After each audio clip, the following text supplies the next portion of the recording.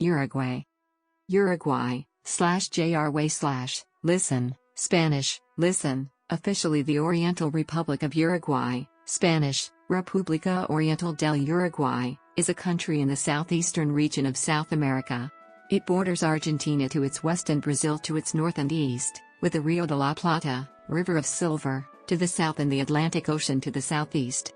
Uruguay is home to an estimated 3.44 million people, of whom 1.8 million live in the metropolitan area of its capital and largest city, Montevideo. With an area of approximately 176,000 square kilometers, 68,000 square miles, Uruguay is geographically the second smallest nation in South America, after Suriname.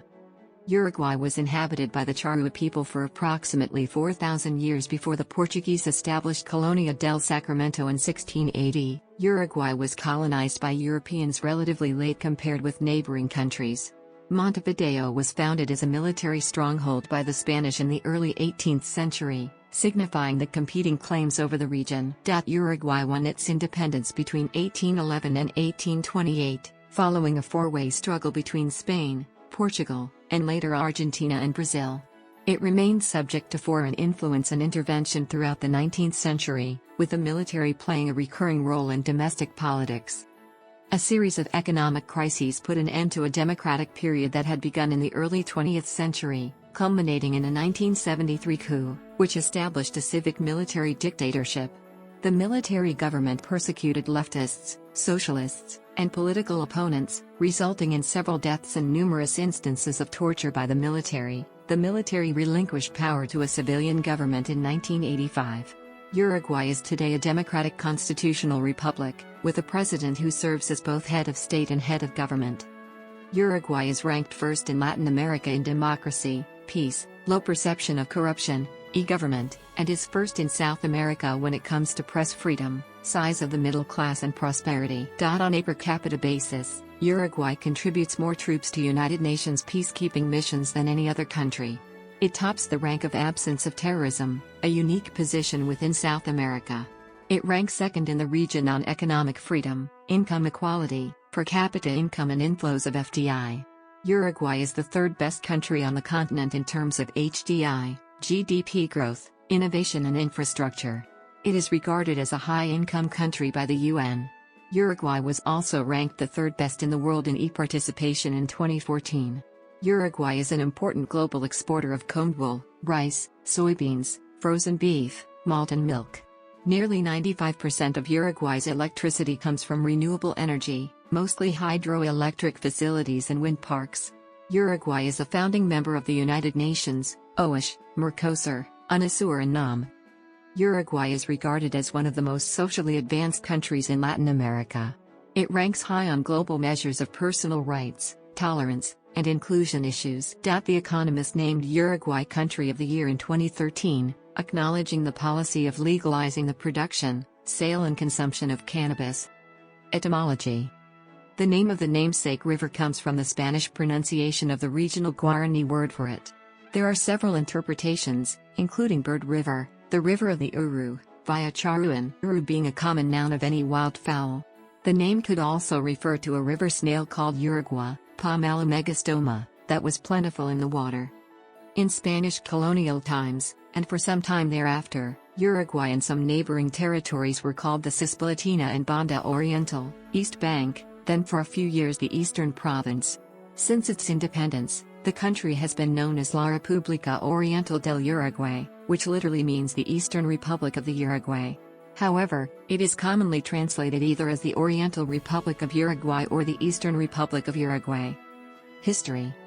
The documented inhabitants of Uruguay before European colonization of the area were the Charrua, a small tribe driven south by the Guarani of Paraguay. It is estimated that there were about 9,000 Charrua and 6,000 Hana and Guarani at the time of contact with Europeans in the 1500s.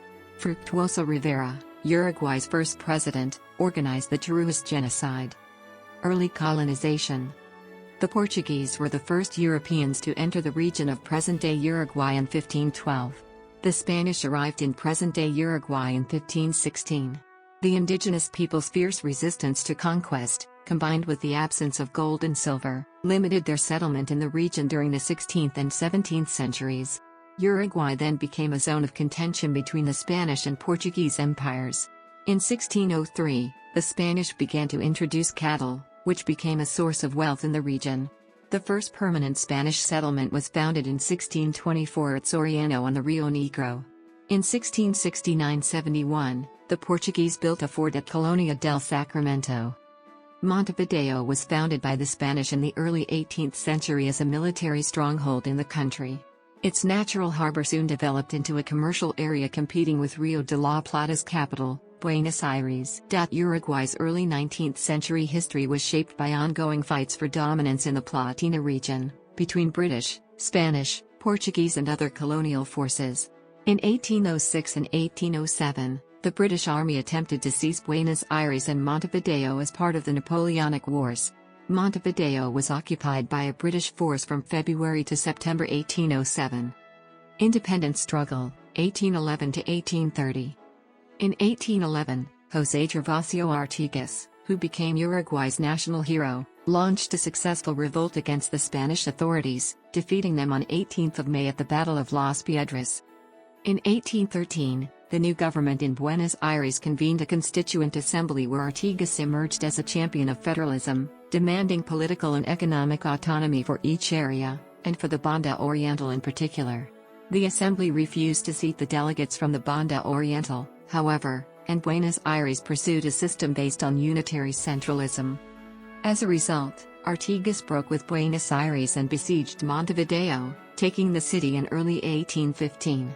Once the troops from Buenos Aires had withdrawn, the Banda Oriental appointed its first autonomous government. Artigas organized the Federal League under his protection, consisting of 6 provinces, 4 of which later became part of Argentina. In 1816, a force of 10,000 Portuguese troops invaded the Banda Oriental from Brazil. They took Montevideo in January 1817. After nearly 4 more years of struggle, the Portuguese Kingdom of Brazil annexed the Banda Oriental as a province under the name of Cisplatina. The Brazilian Empire became independent of Portugal in 1822. In response to the annexation, the 33 Orientals, led by one Antonio Lavalleja, declared independence on August 25, 1825, supported by the United Provinces of the Rio de la Plata, present-day Argentina. This led to the 500-day-long Cisplatin War. Neither side gained the upper hand, and in 1828 the Treaty of Montevideo, fostered by the United Kingdom through the diplomatic efforts of Viscount John Ponsonby, gave birth to Uruguay as an independent state. 25th of August is celebrated as Independence Day, a national holiday. The nation's first constitution was adopted on July 18, 1830. Blancos Colorados conflicts. At the time of independence, Uruguay had an estimated population of just under 75,000. The era from independence until 1904 was marked by regular military conflicts and civil wars between the Blanco and Colorado parties. The political scene in Uruguay became split between 2 parties, the conservative Blancos, whites, headed by the second president Manuel Uribe, representing the agricultural interests of the countryside, and the liberal Colorados, reds, led by the first president Fructuoso Rivera, representing the business interests of Montevideo. The Uruguayan parties received support from warring political factions in neighboring Argentina, which became involved in Uruguayan affairs.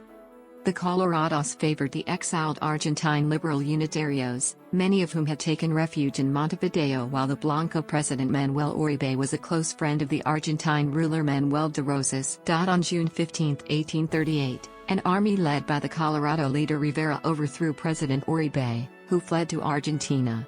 Rivera declared war on Rosas in 1839. The conflict would last 13 years and become known as the Guerra Grande, the Great War. In 1843, an Argentine army overran Uruguay on Uribe's behalf but failed to take the capital. The siege of Montevideo, which began in February 1843, would last 9 years.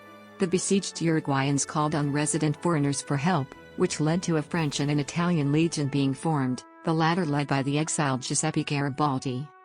In 1845, Britain and France intervened against Rosas to restore commerce to normal levels in the region. Their efforts proved ineffective and, by 1849, tired of the war, both withdrew after signing a treaty favorable to Rosas.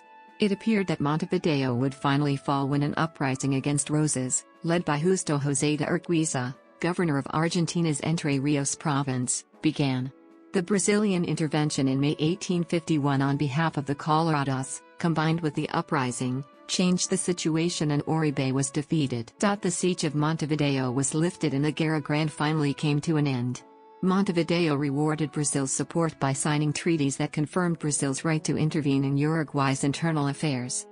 In accordance with the 1851 treaties, Brazil intervened militarily in Uruguay as often as it deemed necessary. In 1865, the Triple Alliance was formed by the Emperor of Brazil, the President of Argentina, and the Colorado General Venancio Flores, the Uruguayan head of government whom they both had helped to gain power. The Triple Alliance declared war on the Paraguayan leader Francisco Solano Lopez, and the resulting Paraguayan War ended with the invasion of Paraguay and its defeat by the armies of the three countries. Montevideo, which was used as a supply station by the Brazilian Navy, experienced a period of prosperity and relative calm during the war. The constitutional government of General Lourenço Batlle y Grau, 1868-72 suppressed the revolution of the Lances by the Blancos. After 2 years of struggle, a peace agreement was signed in 1872 that gave the Blancos a share in the emoluments and functions of government, through control of 4 of the departments of Uruguay. This establishment of the policy of co-participation represented the search for a new formula of compromise, based on the coexistence of the party in power and the party in opposition. Despite this agreement, Colorado rule was threatened by the failed Tricolor Revolution in 1875 and Revolution of the Quebracho in 1886. The Colorado effort to reduce Blancos to only 3 departments caused a Blanco uprising of 1897, which ended with the creation of 16 departments, of which the Blancos now had control over 6. Blancos were given 1/3 of seats in Congress.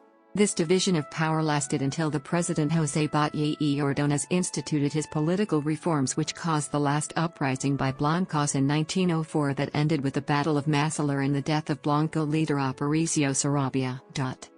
Between 1875 and 1890, the military became the center of power.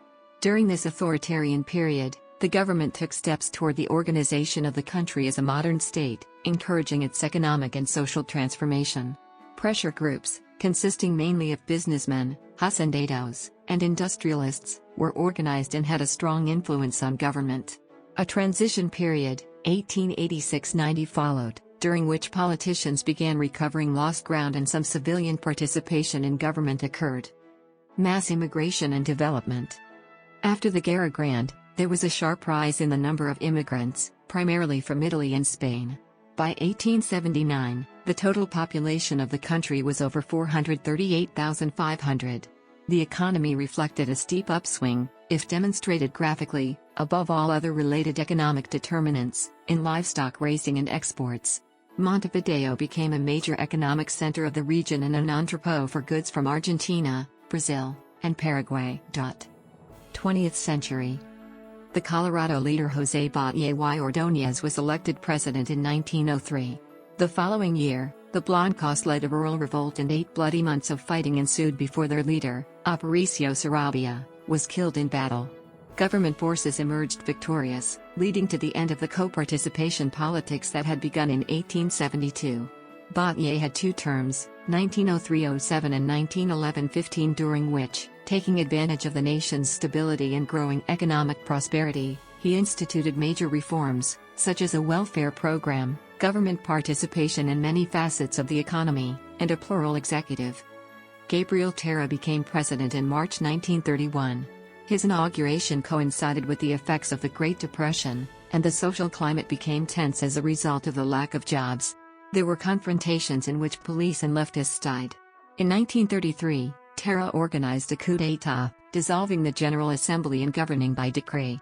A new constitution was promulgated in 1934, transferring powers to the president. In general, the Terra government weakened or neutralized economic nationalism and social reform.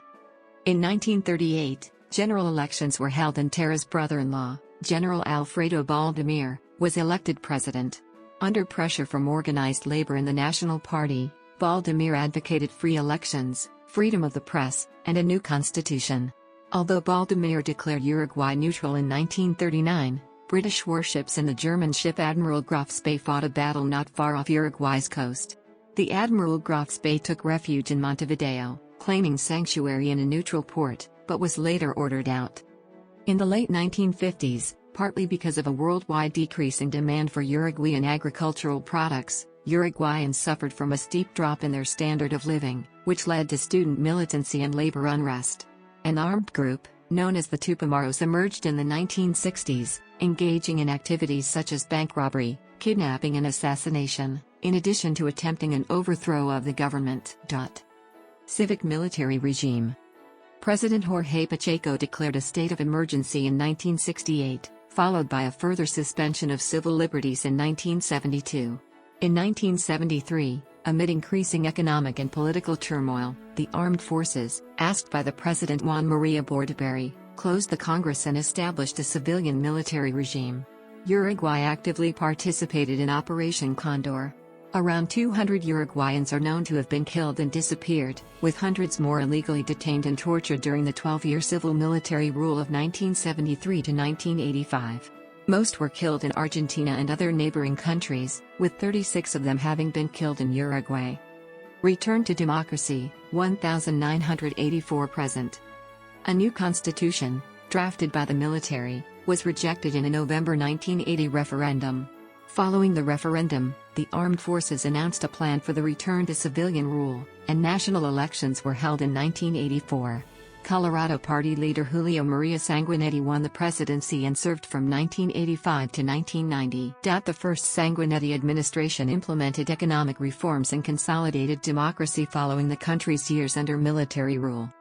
The National Party's Luis Alberto Lacalle won the 1989 presidential election, and amnesty for human rights abusers was endorsed by referendum. Sanguinetti was then re-elected in 1994.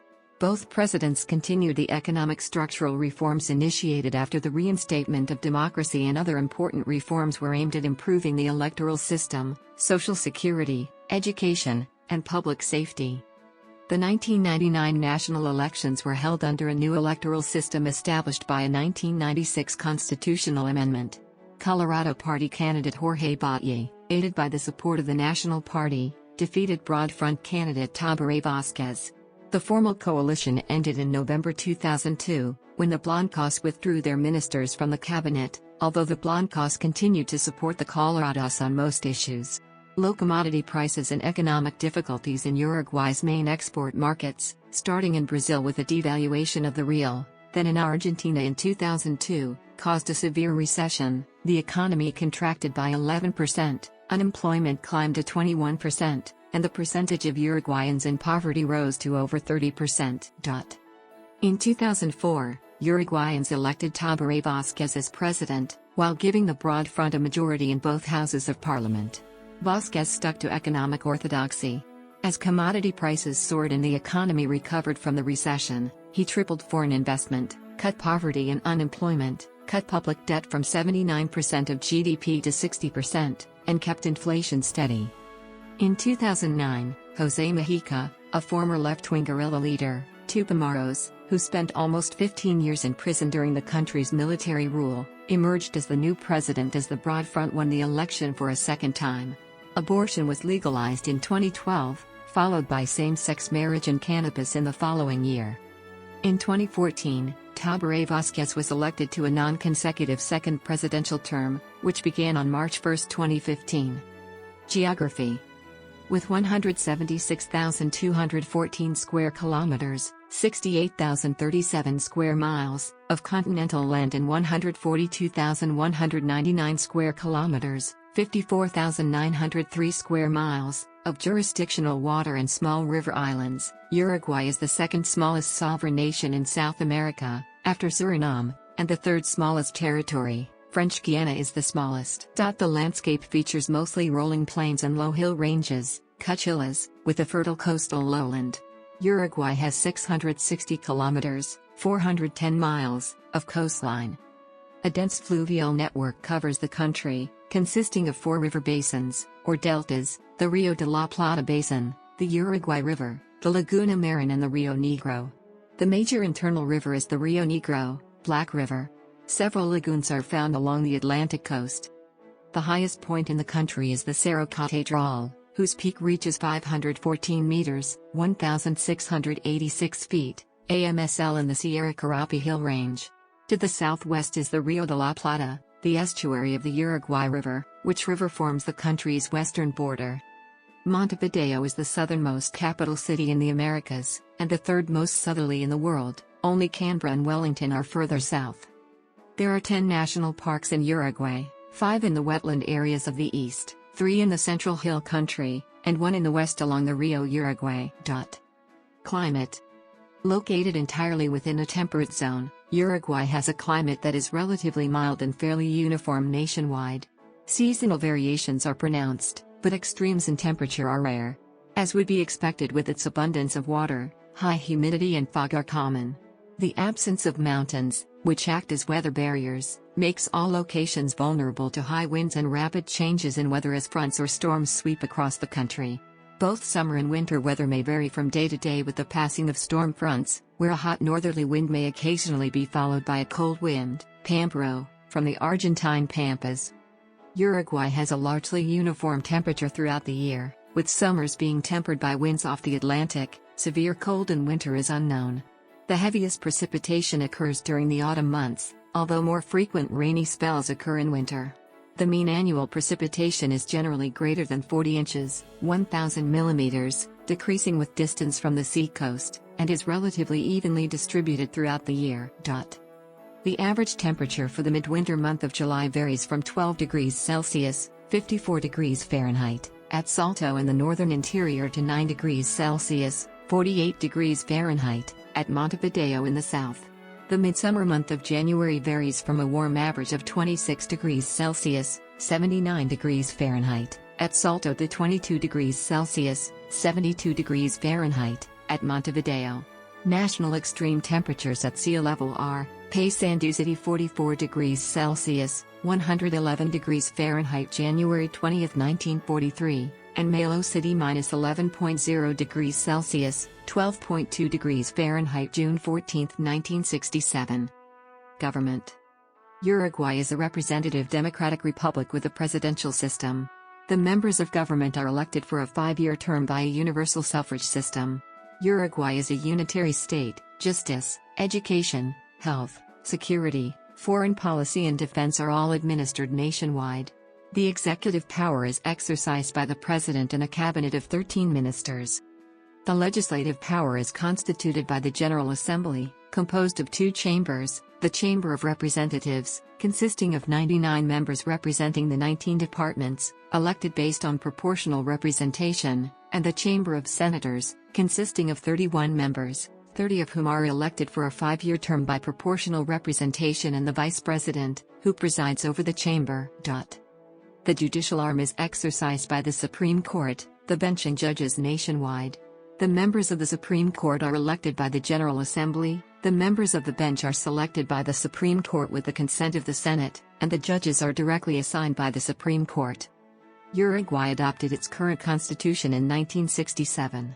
Many of its provisions were suspended in 1973, but re-established in 1985.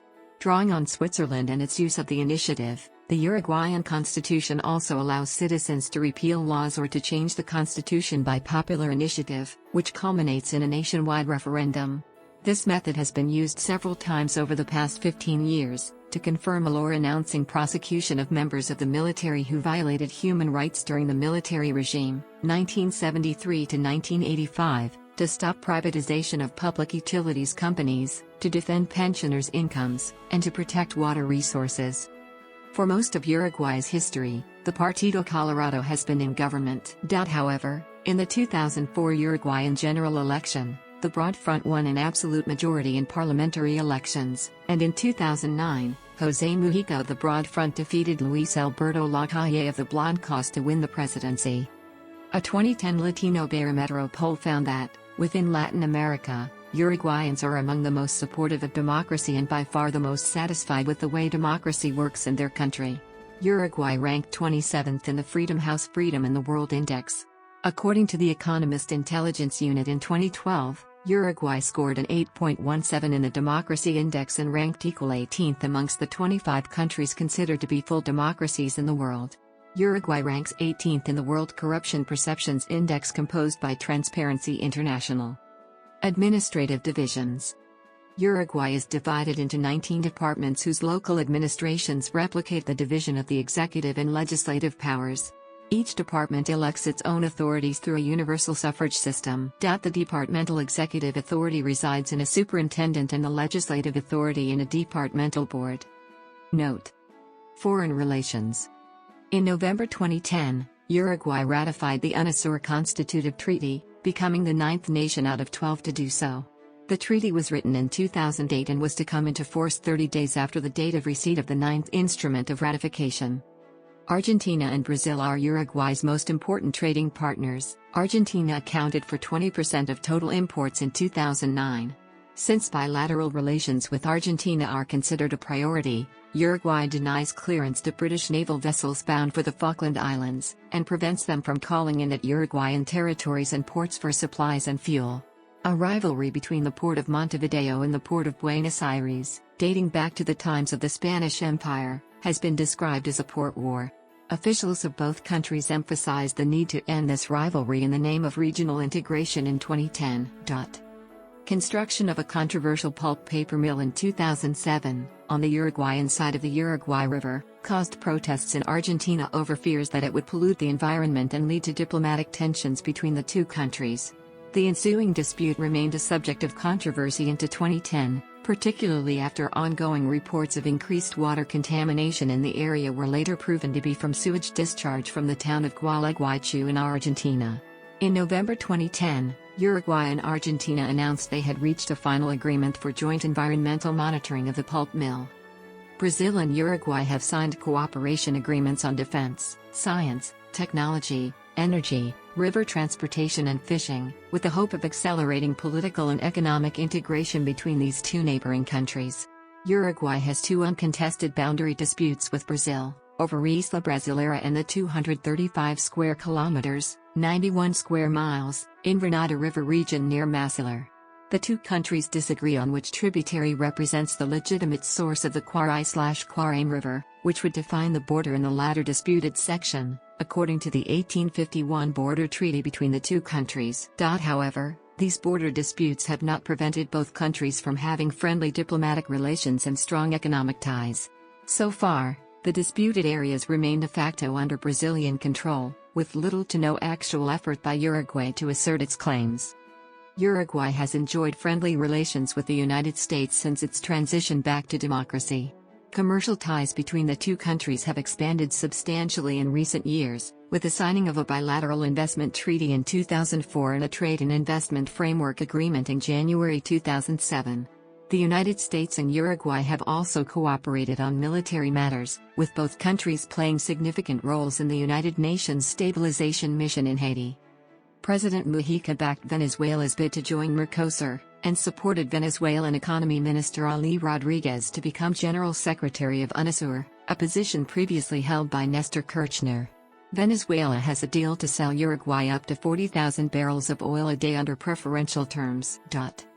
On March 15, 2011, Uruguay became the seventh South American nation to officially recognize a Palestinian state, although there was no specification for the Palestinian state's borders as part of the recognition.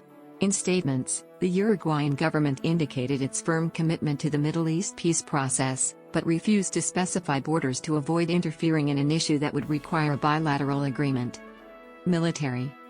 The Uruguayan armed forces are constitutionally subordinate to the president, through the Minister of Defense. Armed forces personnel number about 14,000 for the Army, 6,000 for the Navy, and 3,000 for the Air Force. Enlistment is voluntary in peacetime, but the government has the authority to conscript in emergencies. Since May 2009, homosexuals have been allowed to serve openly in the military after the defense minister signed a decree stating that military recruitment policy would no longer discriminate on the basis of sexual orientation. In the fiscal year 2010, the United States provided Uruguay with $1.7 million in military assistance, including $1 million in foreign military financing and $480,000 in international military education and training. Uruguay ranks first in the world on a per capita basis for its contributions to the United Nations peacekeeping forces, with 2,513 soldiers and officers in 10 UN peacekeeping missions. As of February 2010, Uruguay had 1,136 military personnel deployed to Haiti in support of MINUSTA and 1,360 deployed in support of MONUC in the Congo. In December 2010, Uruguayan Major General Glodowski was appointed Chief Military Observer and head of the United Nations Military Observer Group in India and Pakistan. In 2017, Uruguay signed the UN Treaty on the Prohibition of Nuclear Weapons. Economy. Uruguay experienced a major economic and financial crisis between 1999 and 2002, principally a spillover effect from the economic problems of Argentina. The economy contracted by 11%, and unemployment climbed to 21%. Despite the severity of the trade shocks, Uruguay's financial indicators remained more stable than those of its neighbors, a reflection of its solid reputation among investors and its investment-grade sovereign bond rating, one of only two in South America.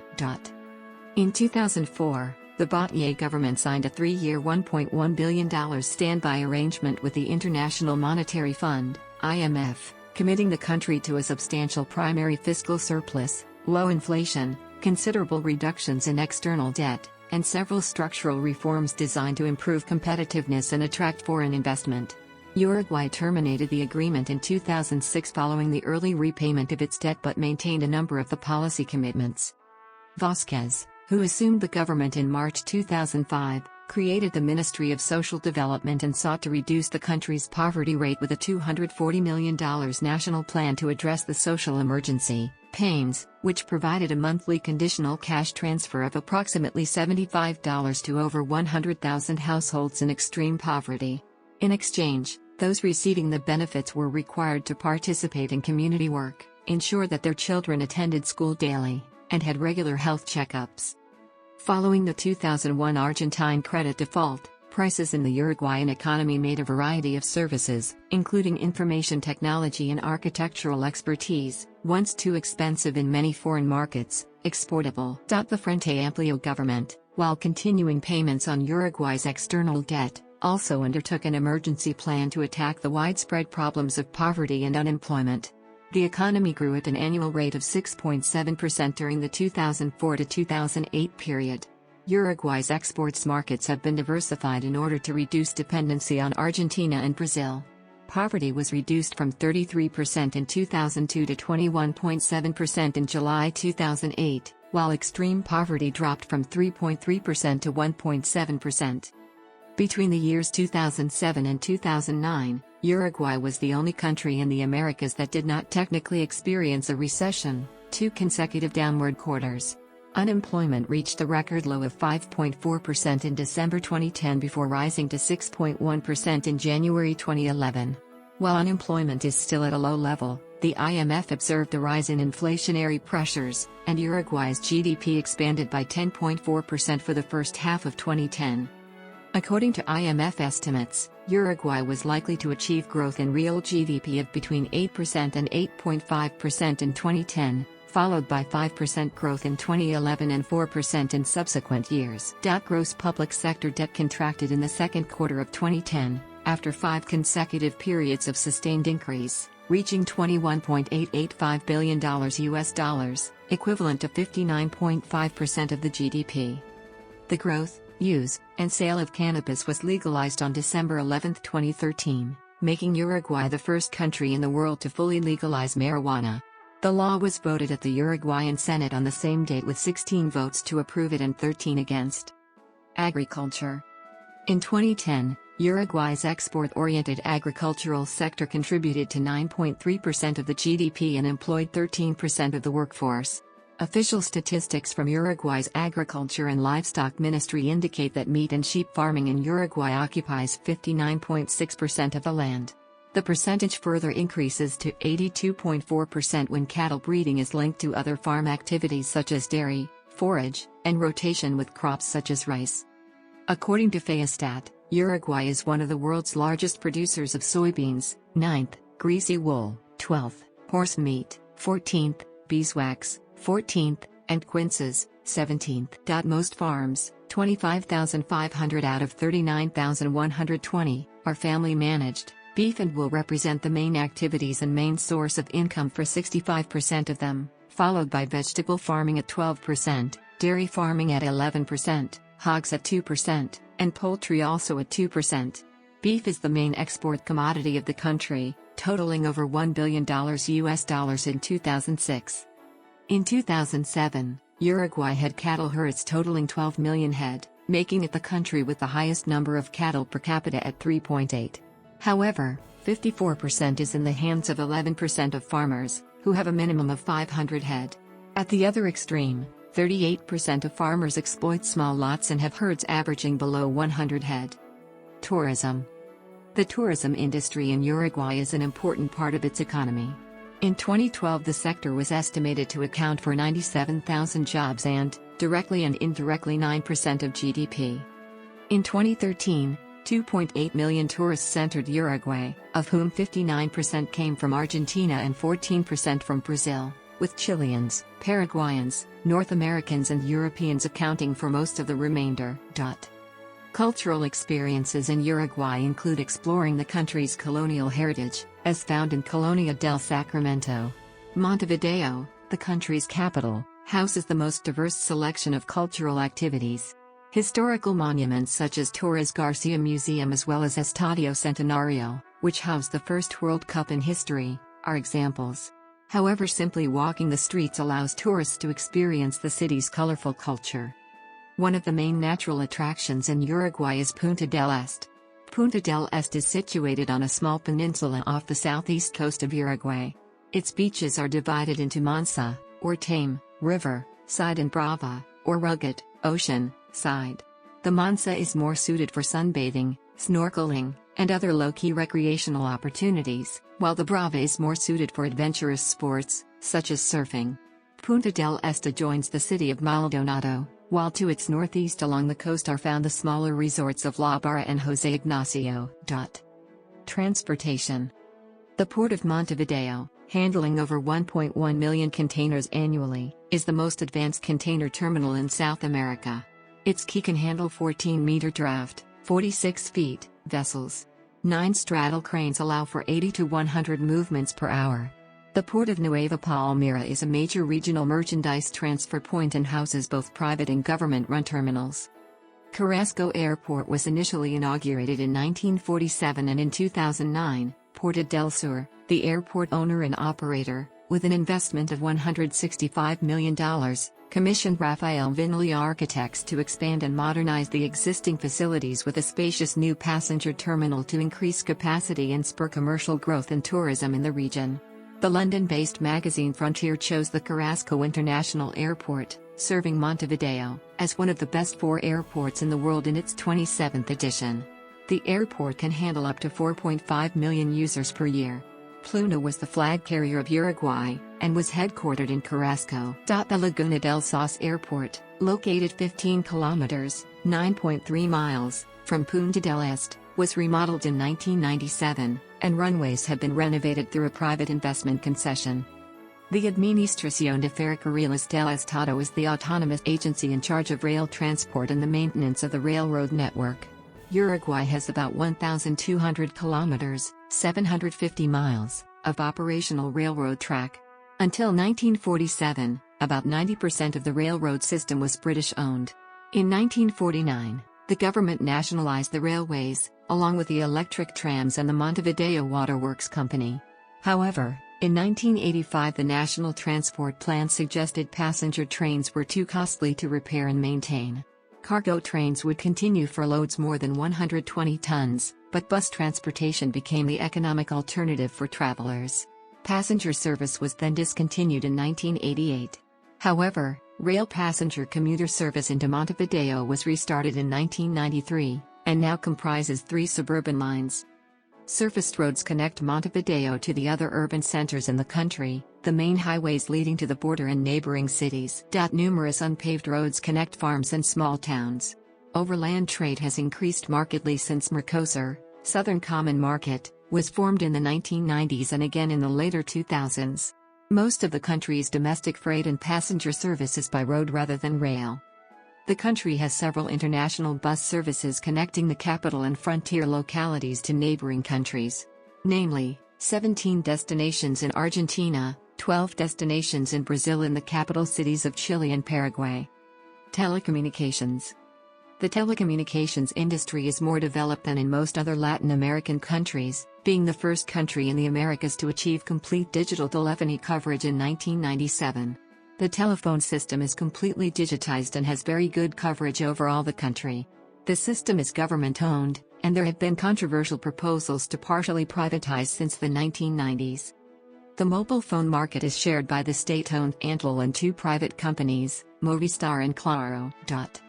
Green energy supply. Nearly 95% of Uruguay's electricity comes from renewable energy. The dramatic shift, taking less than 10 years and without government funding, lowered electricity costs and slashed the country's carbon footprint.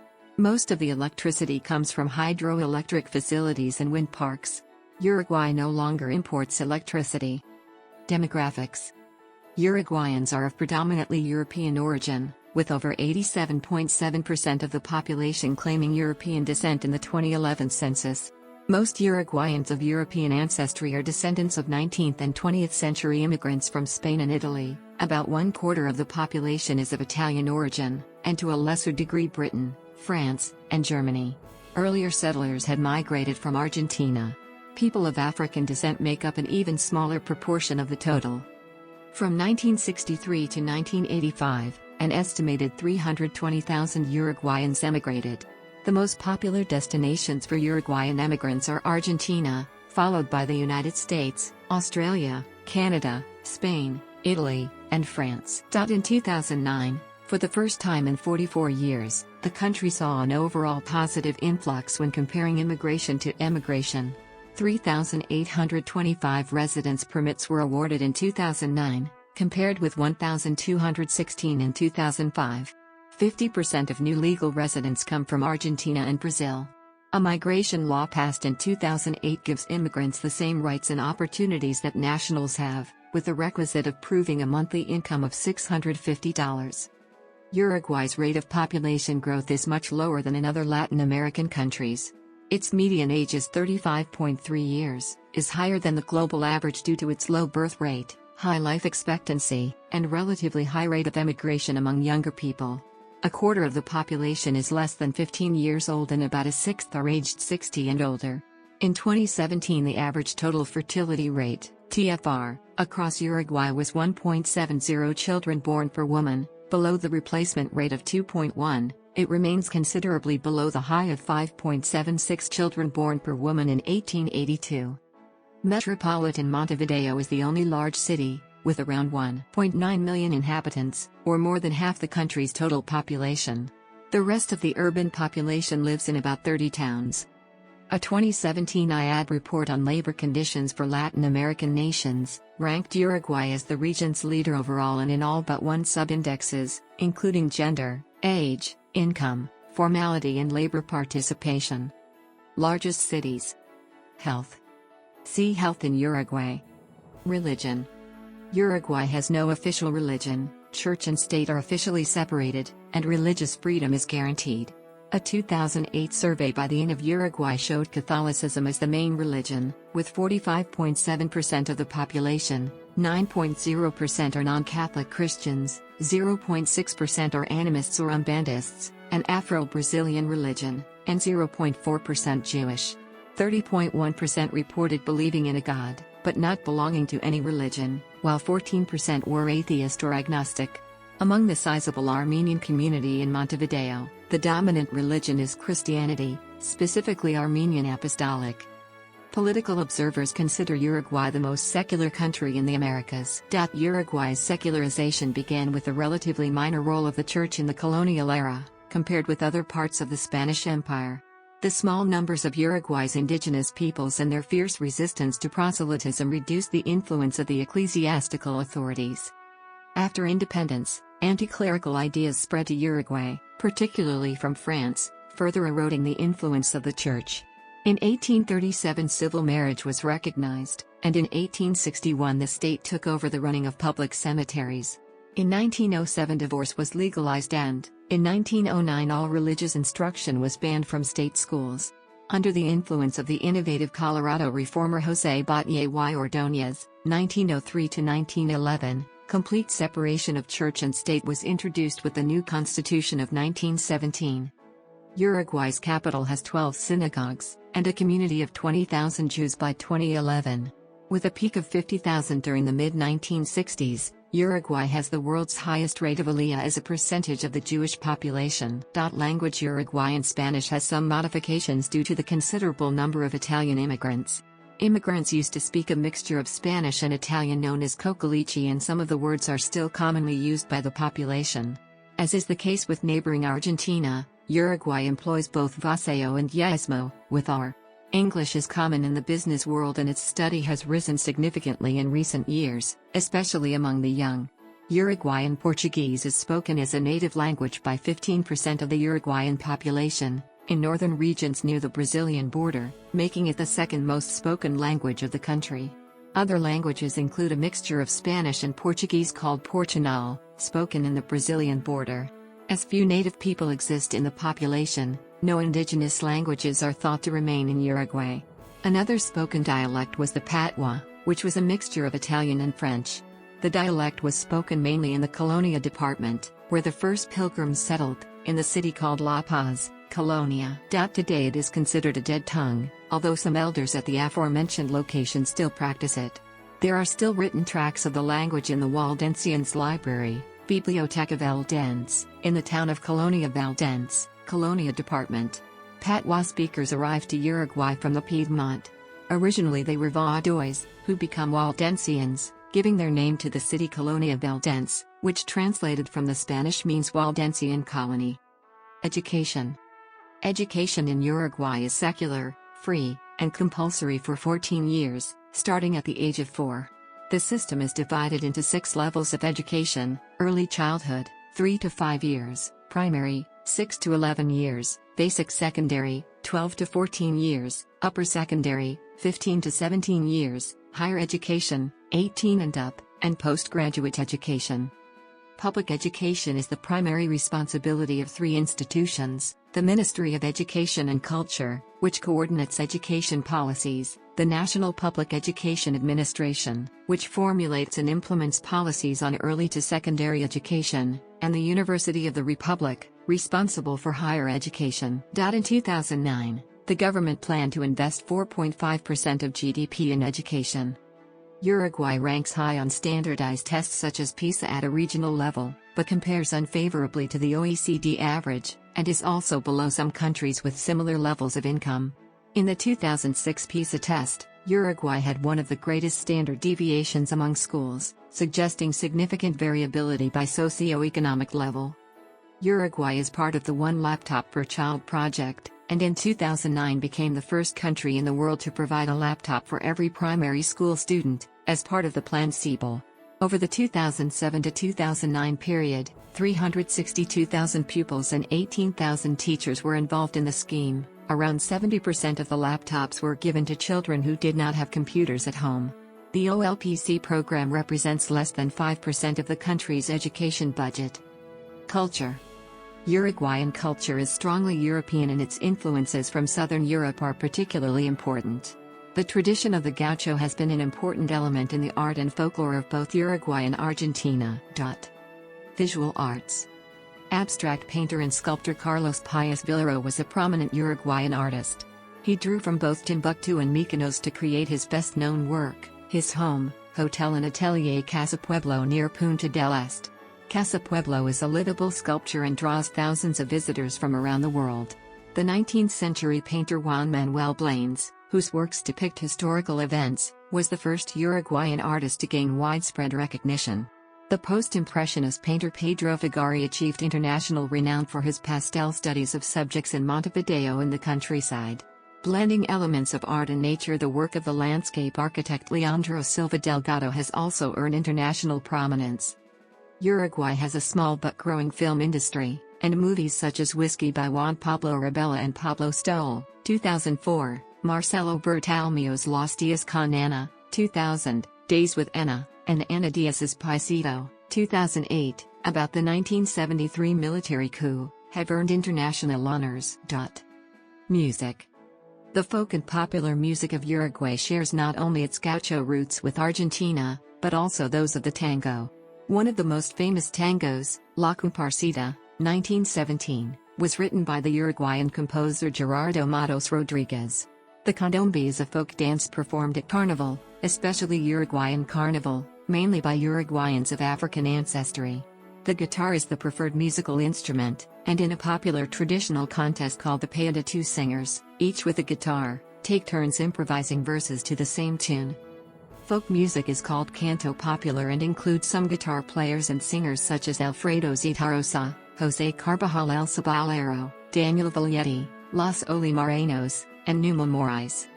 Numerous radio stations and musical events reflect the popularity of rock music and the Caribbean genres, known as música tropical, tropical music.